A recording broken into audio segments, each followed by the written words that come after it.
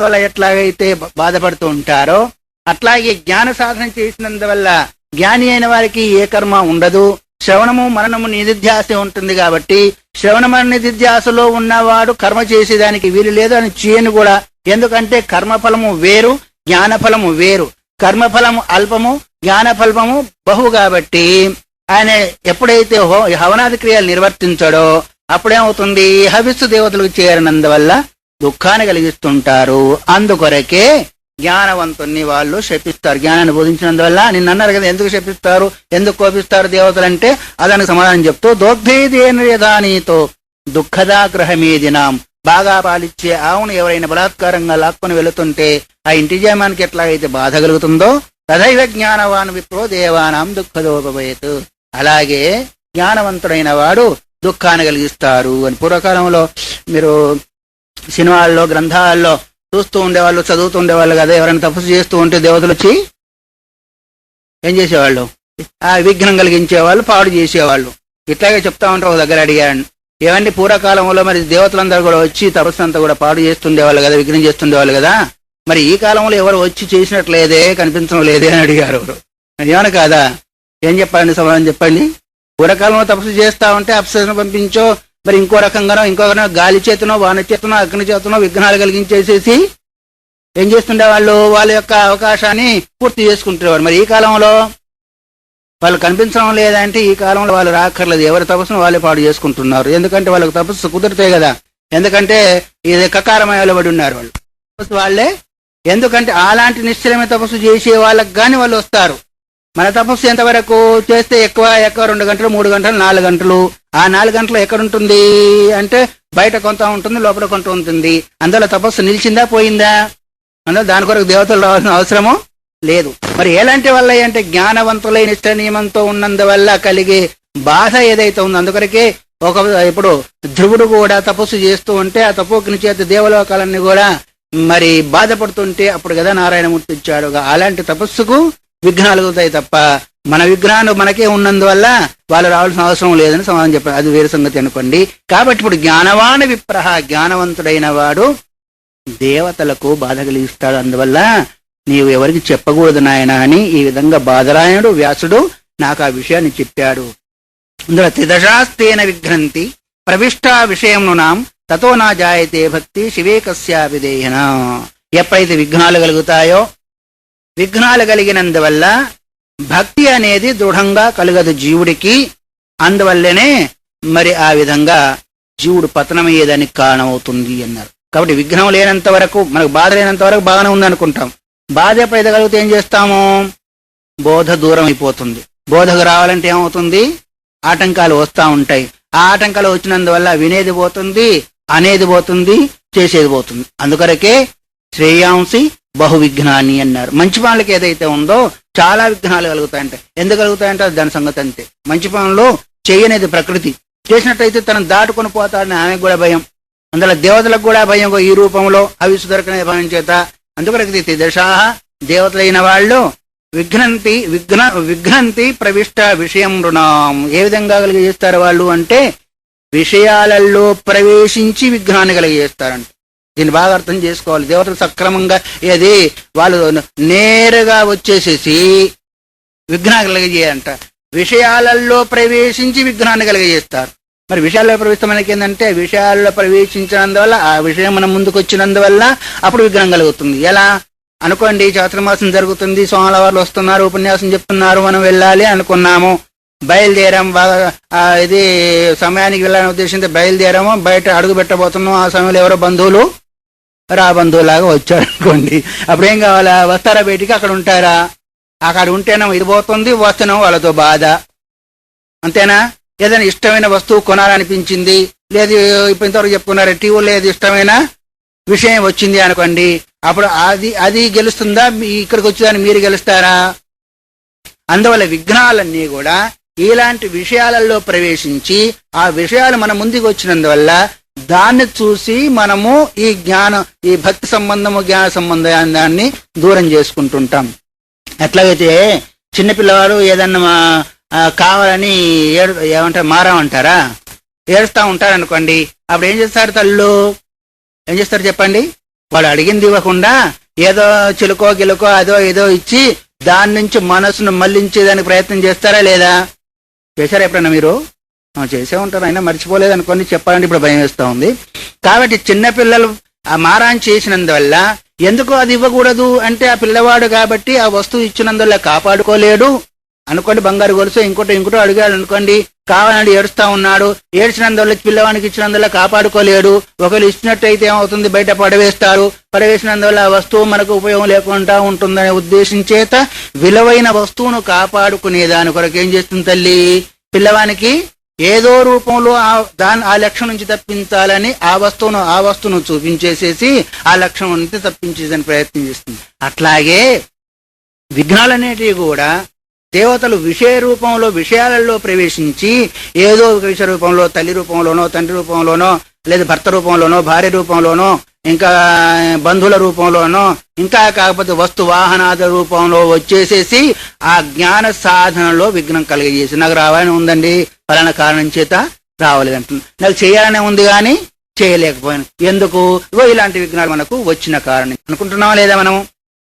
మనకు తడిస్తున్నాయా లేదా అంటే అర్థమేమి అంటే మనలో ఏ ఆసక్తి అవుతుందో ఆ ఆసక్తిని దేవతలు ఈ విధంగా చేస్తారు. అయితే దేవతలు మనం ఏం హవనం చేయడం లేదు కదా, మరి దేవత ఈ రూపంలో వచ్చేదంటే ఆ దేవత అంటే అర్థమేమి, మనం చేసిన కార్యము యొక్క ఫలం ఏదైతే ఉందో అది కూడా ఒక రకం అదృష్టం అంటామే. అదృష్టం అంటే కనిపించండి. దేవతలు ఎట్లాగైతే కనిపించకుండా విఘ్నాలు కలిగేస్తుంటారో మనం చేసిన ఈ కార్యం యొక్క పుణ్యరూప పాపం రూప ఆ అదృష్టం కూడా ఆ విషయాలలో ప్రవేశించి ఒకసారి విఘ్నాలు కలుగజేస్తున్నాయి, ఒకసారేమో మనకు అనుకూలంగా కలుగజేస్తున్నాయి. అందువల్ల దానికి ఏం కావాలి ఇప్పుడు మరి,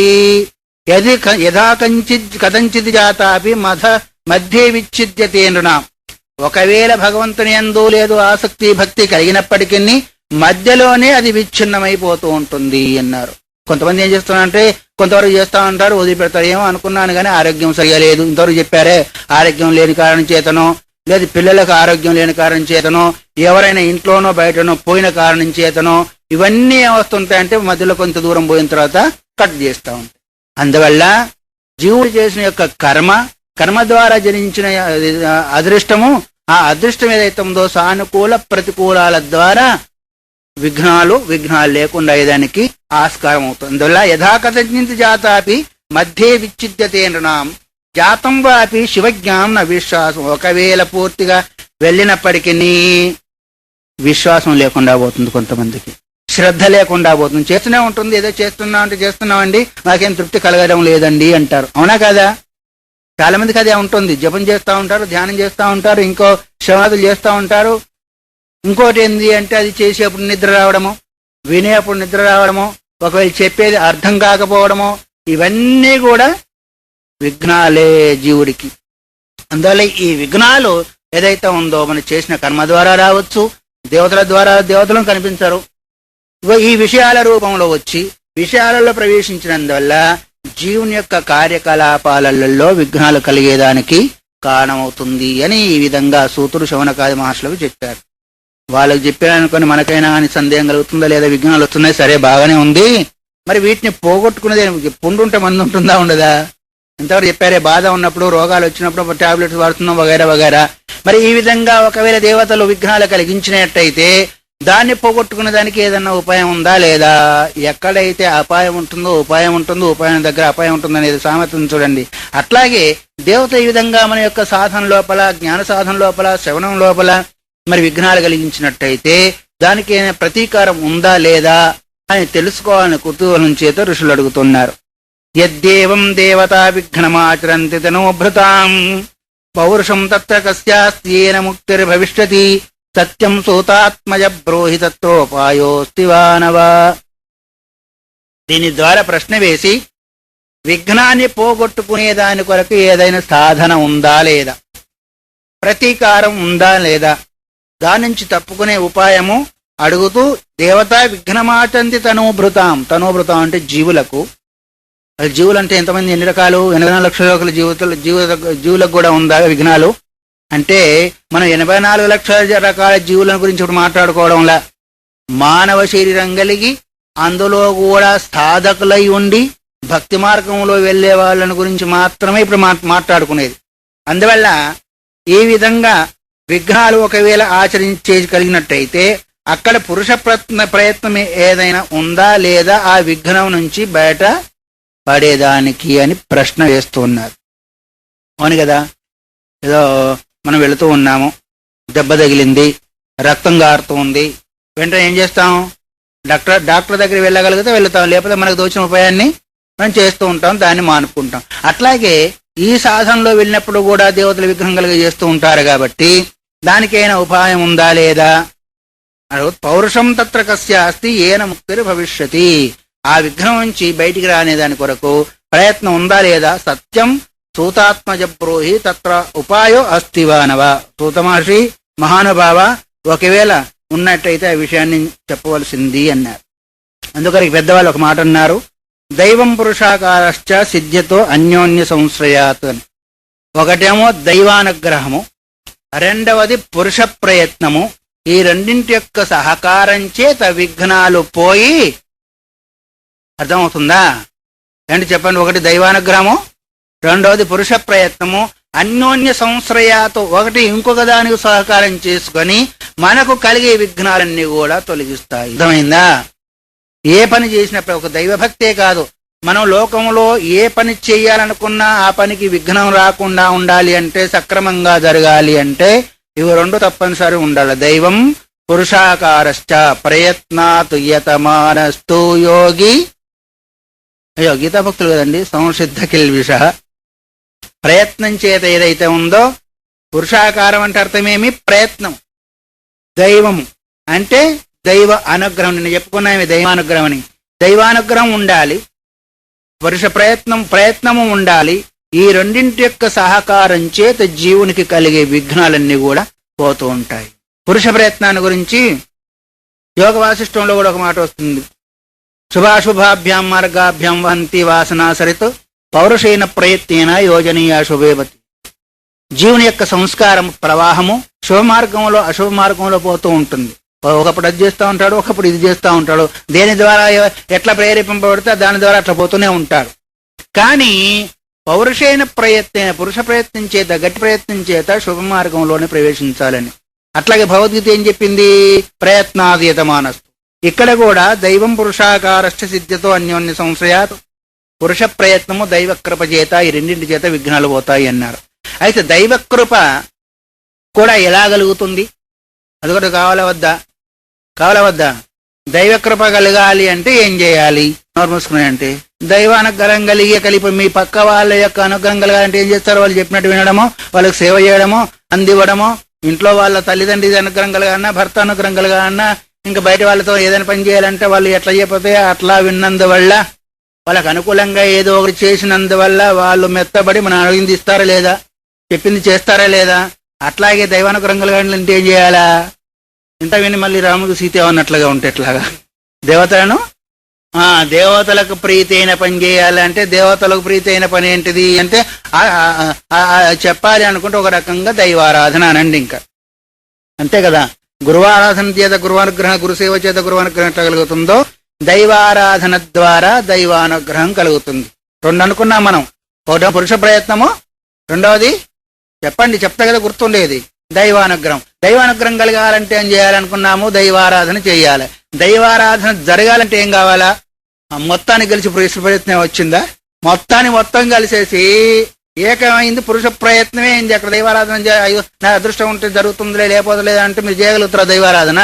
పొద్దున లేవాలా, స్నానం చేయాలా, తత్సంబంధమైన క్రియాకలాపాలను చేకూర్చుకోవాలా, అప్పుడు ఆరాధన చేయాలి, స్తోత్రం చేయడమో, పారాయణ చేయడమో, జపం చేయడమో, దైవారాధన కింద అన్ని వచ్చేసిస్తాయి. పూజ చేసినా, జపం చేసినా, పారాయణ చేసినా వగేరా అన్ని కూడా దైవారాధన కిందకి వస్తుంది. మరి ఇవన్నీ చేయాలంటే నీ మనసు ఒప్పుకోవాలా వద్దా?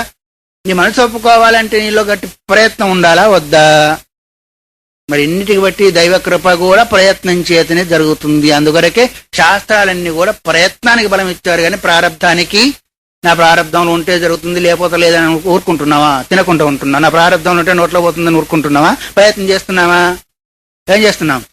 ప్రయత్నం చేత వస్తువులన్నీ తీసుకుని వచ్చి వంట చేసుకొని ముందు పెట్టుకొని మనం తింటూ ఉన్నాం. అది కూడా ఒక ప్రయత్నమే. కాబట్టి దైవానుగ్రహం కలగాలన్నా, గురువానుగ్రహం కలగాలన్నా, ఎదుటి వ్యక్తి యొక్క ఆకారం కలవాలన్నా కూడా తత్సంబంధమైన ప్రయత్నం జరుగుతూ ఉండాలి. అందువల్ల ఇక్కడ ఏమంటున్నాడు, పౌరుషం తత్ర అగస్త్యాస్తి ఏన ముక్తిరి భవిష్యతి సత్యం. అంటే దైవానుగ్రహము సామాన్యంగా అంతటా ప్రసరించి ఉంది. సూర్యుని యొక్క కిరణాలు ప్రకాశం ఎట్లాగైతే అంతటా ప్రకాశించున్నాయా లేదా? అంతటా ప్రసరిస్తున్నాయా? మన దగ్గర ప్రసరిస్తున్నాయా? ప్రసరిస్తున్నాయి. సరే, నాకు సూర్యుని యొక్క కిరణాలు అక్కర్లేదని ఆ లోపలికి వెళ్ళి చుట్టూ తలుపులు పెట్టాలనుకోండి, ఆ కూర్చొని సూర్యుని యొక్క అనుగ్రహం నా దగ్గర నా పైన లేదనుకుంటే అలాంటి వాడు బుద్ధిమంతుడేనా? ఈ సూర్యుని యొక్క కిరణాలు బాగా ప్రసరిస్తూ ఉన్నాయి, అందరూ దాన్ని అనుభవిస్తున్నారు. ఆ యొక్క వెలుతురులో అందరూ కూడా పనులు చేసుకుంటున్నారు. కానీ ఒక్కదానికి మాత్రం సూర్యుని యొక్క ప్రకాశము ప్రయోజనకారి కాదు. ఎవరో తెలుసా? గుడ్లగూబకు సూర్యునితో పనుల, సూర్యుడు కనిపించాడు. అందుకొరకు ఒక ఆయన అన్నాడు, పత్రం నైవ యదా కరీర విటపే దోషో వసంతస్య కిం నో లోక్యతే దివా యది దివా సూర్యస్య కిం దూషణం. యద్ధాత్ర నిజపట్టలిక్తం తన్మార్జితం కక్షమాని. పత్రం నైవ కరీర విటపే. రాజస్థాన్ అండి, ఆ ప్రాంతాల లోపల ఒక చెట్టు ఉంటుంది. ఏం చెట్టు అంటే ముళ్ళ చెట్టు. ఎన్ని వసంతాలు రానిగాక మనకు వసంత ఋతువు వస్తే ఏమవుతుంది, మొత్తం చెట్టు యొక్క ఆకులన్నీ రాలిపోయి మళ్ళీ నవనవ ఆకులన్నీ కూడా వస్తాయిలే. కానీ ఆ చెట్టుకు మాత్రం ఎన్ని వసంతాలు మారిన ఆకులు ముళ్ళే తప్ప ఆకులు రావు. మరి ఇప్పుడు వసంత ఋతువు దోషమా, చెట్టులో ఉన్న దోషమా చెప్పండి? అది వసంత ఋతువు యొక్క ప్రభావం అన్ని చెట్ల మీద పడుతూ ఉంది. అన్ని చెట్లు చిగురుస్తూ ఉన్నాయి, కానీ ఆ చెట్టు మాత్రం చిగురించడం లేదు. నో లోక్యతే యది దివా సూర్యస్య కిం దూషణం. ఈ సూర్యుని యొక్క ప్రకాశంలో ప్రతి జీవి కూడా పనులు చేసుకుంటున్నారు. వృక్షాలేంటి, ఫలానేంటి అన్ని. కానీ గుడ్లగూబ మాత్రం ఆ ప్రకాశం కనిపించడం లేదు. దోషం ఎవరిది? గుడ్లగూబ కంటిలోని దోషమా, లేదు సూర్యునిలో దోషమా? అట్లా ధారానైవ పతంతి చాతక ముఖే మేఘస్య కిం దూషణం. బోరున వర్షం పడతా ఉంది, చాతక పక్షి ఆకాశం నుంచి పడే నీళ్ళని మాత్రమే తాగుతుందంట. కానీ నోరు మూసుకొని ఉందనుకోండి, అప్పుడు మరి మేఘాలది వర్షాంది దోషమా, చాతక పక్షి దోషమా? అందుకని యద్ధాత్ర నిజబాల పట్టలితం తన్మార్జితం కక్షణ. బ్రహ్మదేవుడు ఈ నొసటి రాసిన వాసన మార్చడానికి ఎవరు క్షమ కలిగి ఉంటారు అని ఒక కవీశ్వరుడు చెప్పాడు. అందువల్ల దైవం పురుషాకారష్ట. గురువనుగ్రహం కావాలనుకున్నా, దైవానుగ్రహం కావాలనుకున్నా ప్రయత్నమే కారణం తప్ప ప్రారబ్ధం అనేది కారణం కాదు. ప్రారబ్ధాన్ని కూడా తోసిపుచ్చేది, లేకుండా చేసేది ఏదైతే ఉందో ప్రయత్నమే. అందుకొరకే ప్రయత్న లోభం చేతనే ప్రతి పనికి విఘ్నాలు కలుగుతాయి. ప్రయత్నం చేతనే విఘ్నాలు కూడా తొలిపోవడమే కాకుండా సమస్త లోకాలు బ్రహ్మాండాలను సృష్టించే శక్తి కూడా జీవనంలో వస్తుంది. అందుకే కదా సృష్టి ప్రతిష్ఠ చేసే విశ్వామిత్రుడు ఏ ప్రయత్నం చేశాడు? ఎవరన్నా అనకపోయినా వశిష్ఠుని చేత నేను బ్రహ్మ ఋషి అనిపించుకోవాలనుకుని ప్రయత్నం చేశాడా లేదా? ఇంతెందుకండి, మీ ఇంటి దగ్గర నుంచి ఇక్కడికి రావాలంటే ప్రయత్నం కావాలా వద్దా? అందువల్ల దైవం పురుషాకారశ్చ సిద్ధ్యతో అన్యోన్య సంశ్రయాతో. దైవము, పురుష ప్రయత్నం ఏదైతే ఉందో ఇవి రెండూ కూడా మన యొక్క కార్యాన్ని నిర్విఘ్నంగా సిద్ధింపజేసేదానికి కారణభూతం అవుతూ ఉంటాయి. అందువల్ల ప్రతి పనికి కూడా నా ప్రారంభం బాగలేదండి, ఏం చేయాలండి అని వాపోయేదానికంటే ఒకటి పోతే పోయింది, ఇంకోసారైనా సిద్ధిస్తుందనే ఉద్దేశం చేత మనం చేయగలిగితే, పట్టుదలతో ఉంటే ఏ కార్యం కూడా మనతో కాదు అని, లేదు అని ఈ రెండు అక్షరాలు మనం అనలేం. కాదు లేదు అనేది ఈ రెండు అక్షరాలు మన నోటి నుంచో రానే రాదు. ఏ శరీరం పోతే పోనీగాక, ఏదో అన్నారే, సముద్రం ఇంకితే ఇంకగాక, సూర్యుడు కూడా కనిపించకపోగాక, నేను ఆడిన మాట తప్పని పూర్వకాలం ప్రతిజ్ఞలు చేస్తున్నాను మనం వింటున్నాం. అట్లాగే ఏమైనా కనిగాక, శరీరం పోనీగాక నేను ప్రయత్నం చేతనే అనుకున్న దాన్ని సాధించాలి. ఎవరైనా చంపాలంటే, ఏదైనా చేయాలంటే వాళ్ళు చచ్చినా అని 10 మందిని చచ్చి చంపుతున్నారో లేదు వింటున్నారు కదా, టీవీలలో చూస్తున్నారు కదా, బాంబులు వేసుకొని చేసుకోవడం అంతా, దాన్ని ఏమంటారు? అది చెడుకు ప్రయత్నం. అట్లాగే మనం మంచికి ప్రయత్నం ఎందుకు చేయకూడదు? ప్రారంధం పైన ఎందుకు ఆధారపడాలా? ప్రారంధం పైన ఆధారపడేవాడు మూర్ఖుడు. ప్రయత్నం చేసి సాధించాలనుకునేవాడు వల్ల ఎక్కడికైనా ఎప్పటికైనా ఎవరు చెప్పినా ప్రయత్నమే విశేషమైంది కానీ ప్రారంభం కాదు. యథా కథంచిత్ జాతాపి మధ్యే విచ్ఛిద్యతే నృణాం జాతం వాపి శివజ్ఞానం న విశ్వాసం భయత్యలం. ఒకవేళ కార్యము చేస్తూ ఉన్నప్పటికీ జాతాపి మధ్యే విచ్ఛిద్యతే నృణాం, మధ్యలోనే విఘ్నాలు వచ్చి ఆ కార్యక్రమం ఆగిపోతూ ఉంటుంది. ఒకవేళ జాతం వాపి శివజ్ఞానం న విశ్వాస భయత్యలం, తాను చేసేదాని యందు చేసేవాడికి సాధకుడికి విశ్వాసం కలగకుండా పోతూ ఉంటుంది. అందువల్ల నేను చేసేది అవునా కాదా, కరెక్ట్ సరి అయిందా సరి కాందా అనే విషయం చేత ఆయనకు విశ్వాసం కూడా కలగకుంటుంటుంది. కాబట్టి దేవతలు ఈ రూపంలో విషయాల్లో ప్రవేశించి మనం చేసే కార్యక్రమానికి విఘ్న కలిగజేస్తుంటారని ఈ విధంగా సూతుడు చెప్పిన తర్వాత శౌనకాది మహర్షులకు సందేహం కలిగింది. సందేహం కలిగి అడుగుతూ ఉన్నారు. ఋషయ ఊచు యద్దేవం దేవతా విఘ్నం ఆచరంతి దినోభృతాం పౌరుషం తత్ర కస్యాస్తి ఏన ముక్తిర్భవిష్యతి సత్యం సోతాత్మజ బ్రూహి తత్రోపాయోస్తి వా నవా. ఋషులు అడుగుతున్న యద్దేవం దేవతా విఘ్నం ఆచరంతి దినోభృతాం, జీవులైన వాళ్ళు ఏ ఏ కర్మ చేస్తున్నప్పుడు ఆ కర్మానుసారంగా ఒకవేళ విఘ్నం కలిగించినట్టయితే తనోభృతాం అంటే తనను శరీరాన్ని ధరించిన వాళ్ళు అని అర్థం. అందువల్ల ఆచరంతి పౌరుషం తత్ర కస్యాస్తి, అక్కడ జీవుడు ఆ విఘ్నాన్ని పోగొట్టుకునే దాని కొరకు చేయవలసిన పురుష ప్రయత్నం ఏంటిది?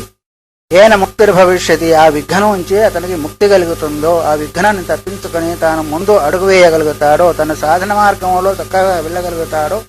సత్యం సూతాత్మజ బ్రూహి తత్రోపాయోస్తి వానవా. సూతాత్మజ, ఓ గురుదేవ, దాని సత్యంగా ఉన్నది అన్నట్టుగా చెప్పవలసింది. అక్కడ ఏదైనా ఉపాయం లేదు, సాధన లేదు, మార్గం ఉందా లేదా అని మాకు సందేహం కలిగింది అని ఈ విధంగా ఆ ఋషులు ప్రశ్న వేసినప్పుడు దానికి సమాధానం చెబుతూ సూతుడు సూతవాచ కోటి జన్మార్జితై పుణ్యై శివే భక్తి ప్రజాయతే ఇష్టాపూర్తాది కర్మాని తేనా జలజమానభా శివార్పణధియా కామాన్ పరిత్యజ్యేదా విధి.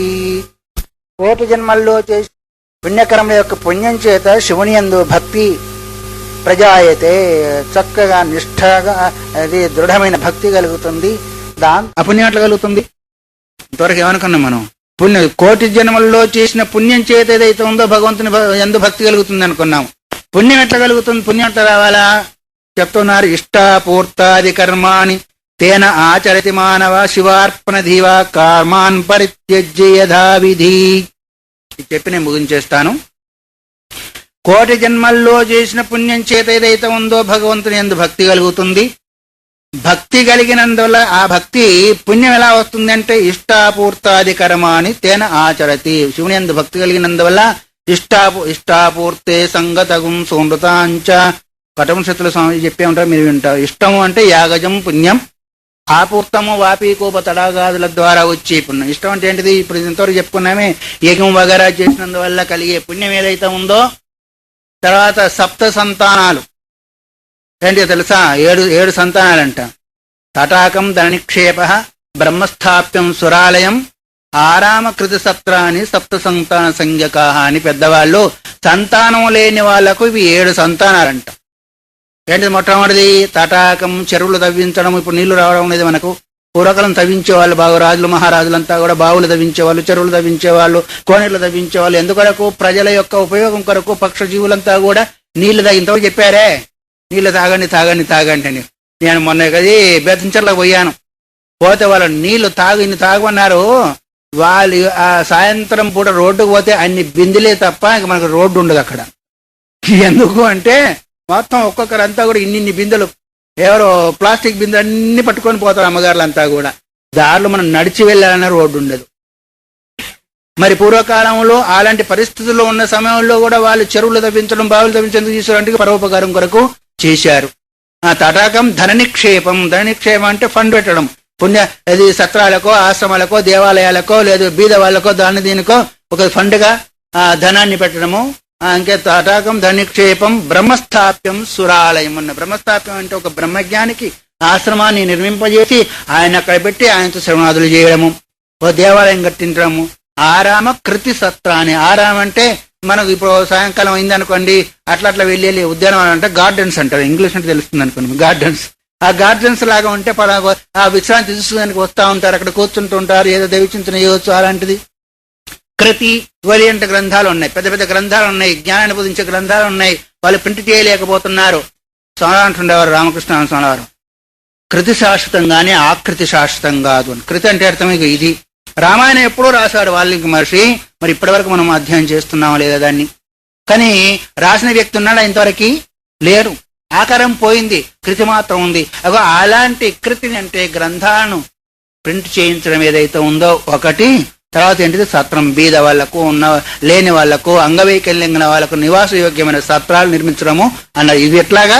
శివార్పణ ధియా కామాన్ పరిత్యజ్య, కోరికతో కాదు. కొంతమందికి కీర్తి వస్తుందనే ఉద్దేశం చేత, 10 మంది మెచ్చుకోవాలనే ఉద్దేశం చేత చేస్తుంటారు. ఆ విధంగా చేయడం కాదు. శివార్పణ ధియ భగవదార్పణం అనే ఉద్దేశం చేత, శివార్పణ అనే భావం చేత, దైవార్పణం అనే భావం చేత, రామార్పణం, కృష్ణార్పణం, గురువార్పణం అనే భావం చేత ఎప్పుడైతే మనం ఇలాంటి కర్మలు చేస్తామో, పుణ్యం చేస్తామో, ఆ పుణ్యం యొక్క ప్రభావం చేత భగవంతుని యందు భక్తి కలుగుతుంది. ఆ తర్వాత ఒక ఆయన అంటే అన్నదానం చేయాలని, రోజు అన్నదానమే, రోజు 18 మంది చేస్తున్నాను నేను అన్నాడంట ఆయన. అరేంటి ఈ రోజులు అరకు తిన వాళ్ళే లేరు, అసలు గవర్నమెంట్ వాళ్ళు నిషేధిస్తున్నారు, రోజు 18 మంది పెట్టుతున్నారు అంటే ఎక్కడికి పోవాలయ్యా? పోవాల్సిన అక్కలేదు. 4 కొడుకులు, 4 కోడన్లు, 4 మనవలు, 4 మనవరాళ్ళు. ఎంతమంది అయ్యారు? 16. ముసలమ్మ ముసలయ్య సిద్ధం సుమతి అన్న. నీ మనవలకు మనవరాలకు పెడితే దానం అవుతుందా? అది అన్నదానం అవుతుందా? వస్త్రాలు కొనిస్తే వస్త్రదానం అవుతుందా? అగో ఇక్కడ ఏం చెప్పాడు? కామాన్ని పరిత్యజ్య యథావి. అందుకరకే మనకెందుకు ఈ రకమైన భావన దృఢం కాలేకపోతున్నారంటే అది ఒకటే ఒకటి, పుణ్యం లేంటైనా సంపాది. దాన ధర్మాలు చేసో, సేవ చేసో, జపం చేసో, ఇంకా ధ్యానం చేసో, అన్నిట్లో పుణ్యం ఉంది. శాస్త్ర విహితమైన ప్రతి కర్మలో పుణ్య సంపాదన ఉంది. ఎరుపు నీకు ఏ చేతనై తగ్గాయి. నీ దగ్గర గొడ్డు గోదా లేదు వస్తు వాహనాలు లేకపోవచ్చు, దానం చేసేదానికి, సేవ చేసేదానికి శక్తి లేకపోవచ్చు. కానీ భగవంతుడిచ్చిన మనస్సు ఉంది స్మరణ చేసేదాన్ని. మాం అనుస్మర, నన్ను స్మరణ చేయి, దానివల్ల కూడా పుణ్యం వచ్చేసేస్తుంది. మరి మనకు అదే చేతగా ఏం చేయాలని చేయడం లేదు. ప్రాపంచిక మాటలు ఎన్నైనా మాట్లాడతాం, ఇంకా కావాలనుకుంటే తిట్టుకోవడానికి పుట్టడానికి సిద్ధమే. కానీ భగవన్నామ స్మరణ చేయండి. స్వామి మీరు మంత్రం చెప్పారే కదా, రోజుకి ఎన్ని చేయాలి? ఎవరొకరు చేస్తున్నాడు, గురువు గారు కొరిక రాత్రిగా అంటూ స్వామి విద్యాప్రకాశ్ స్వామి అంటుండేవారు, ఏమయ్యా నువ్వు జపం చేసేప్పుడు ఎక్కడ దృష్టి పెడతావంటే అది ఉంటుందే, దాని పేరేంటి, కొలికి పూస అంటారు. కొలికి పూస, ఆ కొలికి పూస జపం ఉంటుంది. అదేంటంటే గురువు గారు 108 చేయమన్నారు కాబట్టి ఎప్పుడు వస్తుంది కొలికి పూస? ఎప్పుడు వస్తుంది? ఇంకా నీకు పుణ్యం రావాలా? ఎలా వస్తుంది? దృష్టి కొలికి పూస అనేది ఉంది, ఎప్పుడు వస్తుంది అని. అయ్యా దానివల్ల రాదు. ఎవరి కొరకు చేస్తున్నా? మన కొరకు. ప్రతిదీ కూడా ఏది చేసినా, తిన్నా, విన్నా, చూసినా మన కొరకు. ఆత్మనస్తు కామాయ సర్వం ప్రియమవుతుంది. ఇప్పుడు స్వామివారు చెప్పారే, అందుకొరకు ఏది చేతనైతే దాని ద్వారా పుణ్య సంపాదన చేయాలనే భావన ఎప్పుడైతే ఉంటుందో, ఆ భావన ఒకప్పుడు కాకుండా ఒకప్పుడు ఫలిస్తుంది. ఆ ఆకాంక్ష ఉండాలి. ఆకాంక్ష ఏదైతే ఉందో మనం శ్రద్ధను పెంచుతుంది. ఆ శ్రద్ధ ద్వారా ఏదైతే ఉందో మనం పుణ్యోన్ముఖులుగా వెళుతుంది. శంభో జాయతే సుదృఢో నర తతో భీతా పలాయంతే విఘ్నం హిత్వా సురేశ్వరా. భగవంతుని యొక్క అనుగ్రహం చేత శంభోహో జాయతే సుదృఢో నర తతో భీతా పలాయంతే. భగవంతుని యొక్క